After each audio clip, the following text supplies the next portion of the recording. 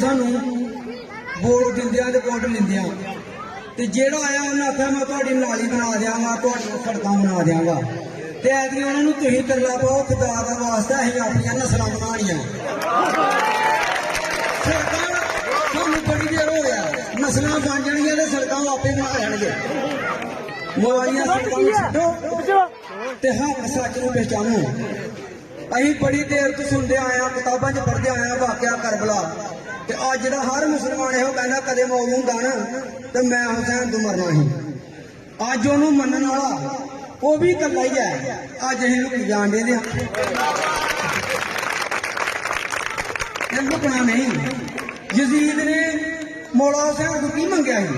पहली तो नहीं मंगी, एक वोट ही मंगया ही। अरबी का लफ्ज है बैत ते उर्दू साढ़े जिन्होंने कहते हैं वोट। उन्हें एक वोट ही मंगया ही, उन्हें अपने 6-6 महीने के बच्चे को करवाया। उन्हें आख्या गलत नूं वोट नहीं देना। ते दूजी गल है आंदे हैं तब्दीली, इमरान खान तब्दीली का नारा मारदा है। तब्दीली है कि एक दूसरे पिंड च एक गरीब चाह आन के ते इमरान खान की कमेंट करता है।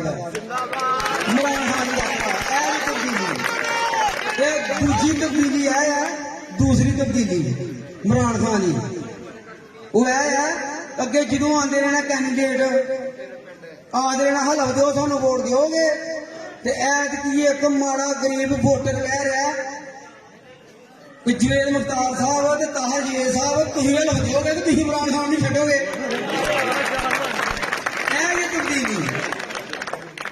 तब्दीली है ते इंशाअल्लाह वो तो मैं कोई कैंडीडेट या किसी सपोर्टर फड़ लिया कोई हंज कर के आ रहा हो ते इंशाअल्लाह ऐतकी इमरान खान ने हर वोटर को सपोर्टर बना लेना, हर सपोर्टर ने उन्हें कैंडीडेट बना लेना।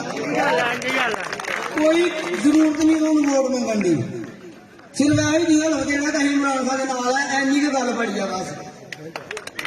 ध्यान थोड़ा होर भी भाई बैठे जिवेद मुख्तार साहब ने अपने दिल का इजहार करन ते सड़कां नालियां नूं रहण देण, वो नहीं सानू चाहिए। तो बड़ा चिर अपना ने बड़ियां फेंकी